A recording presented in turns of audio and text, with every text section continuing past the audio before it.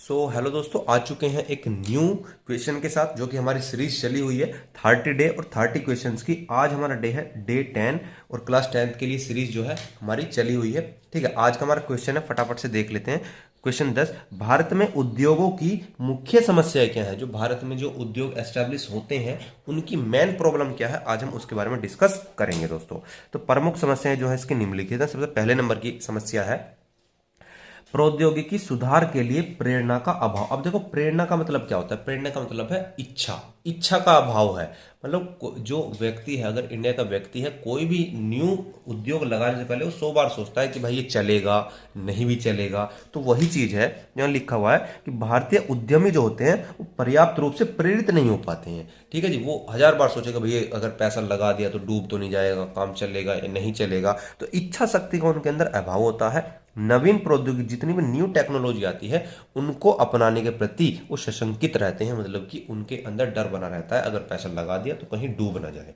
ठीक है जी, तो ये पहली समस्या है। दूसरी, पूंजीगत व्यय में वृद्धि। अब पूंजीगत व्यय का मतलब है, अगर मान लो मेरे पास 100 रुपए हैं, क्या वो मेरी वृद्धि हो पाएगी उसके अंदर या नहीं हो पाएगी। और जैसे मान लो 100 रुपीज़ मैंने लगाए हैं, मैंने अनुमान लगाया कि 100 रुपीज़ में मेरा जो उद्योग है वो स्टार्ट हो जाएगा, क्या पता उससे ज़्यादा खर्च हो जाए, व्यय हो जाए। तो पूंजीगत व्यय में वृद्धि मतलब खर्च अधिक हो जाए कुछ, इस वजह से भी जो है लोग उद्यमी जो होते हैं वो स्टार्ट नहीं कर पाते। मतलब कि भारतीय उद्योगों में पूंजीगत व्यय अधिक ऊंचे हैं। ठीक है जी, अगर मान लो मैं लेकर के चलाऊं 500, तो हो सकता है उसमें 1000 रुपए मेरे खर्च हो जाएं। तो उस चीज को लेकर के यहाँ बताया गया है, और जिस कारण लाभ का स्तर प्राप्त नहीं हो पाता। मान लो मैं लेकर के चलाऊं 100 रुपीज की, मेरा 100 रुपीज में जो है ये उद्योग स्थापित हो जाएगा, और पता लगा कि इसमें 500 रुपये खर्चा हो गया, और इसमें पता लग रहा है कि मुनाफा तो इसमें 250 रुपये का भी नहीं हुआ, तो घर से इसमें चला गया। तो इस प्रकार से होता है कि इसमें डर बना रहता है कि ये मतलब खर्च अधिक तो ना हो जाए, या फिर इसमें काम होगा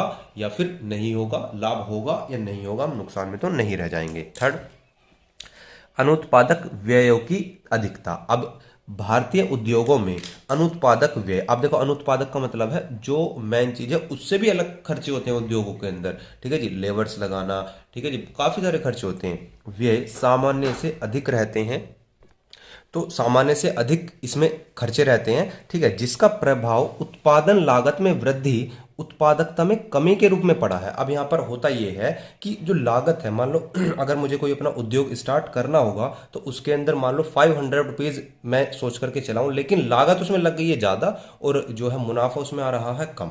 तो लोग बाग ये भी सोचते हैं, जो उद्यमी होते हैं, भारतीय उद्यमी होते हैं, उनके लिए ये भी खतरा बना होता है कि कहीं अगर लागत ज्यादा लग गई और लाभ ना आया तो हम नुकसान में रह जाएंगे। तो ये भी एक समस्या बन जाती है हमारे लिए।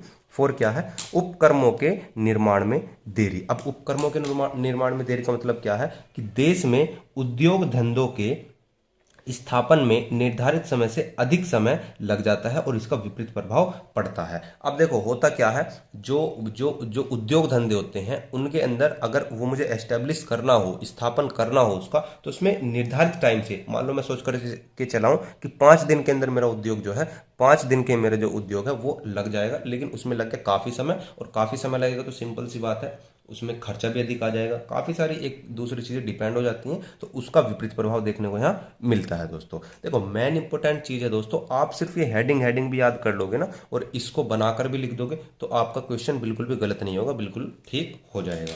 पांचवा क्वेश्चन क्या बोलता है, वित्तीय सुविधाओं की अपर्याप्तता। भाई वित्तीय का मतलब क्या है भैया, उद्योग तो तभी स्टार्ट होगा ना जब आपके पास धन होगा, पैसा होगा, उसकी पूरी सुविधाएं होगी, तो तभी तो आप स्टार्ट कर पाओगे। ठीक है जी, आपके पास वही नहीं है, अपर्याप्त है, तो आप कैसे करोगे। तो औद्योगिक जो बैंक हैं और वित्तीय संस्थानों की पर्याप्त संख्या में स्थापना नहीं हो पाई है। अब जो बैंक जो होते हैं, लोन देने वाले बैंक होते हैं उद्योग के लिए, उन वे पूरी तरीके से नहीं है। ठीक है, कहीं पर है कहीं पर नहीं है। ठीक है जी, उनकी स्थापना नहीं हो पाई है, जिससे वित्तीय सहायता प्राप्त नहीं हो पाती है।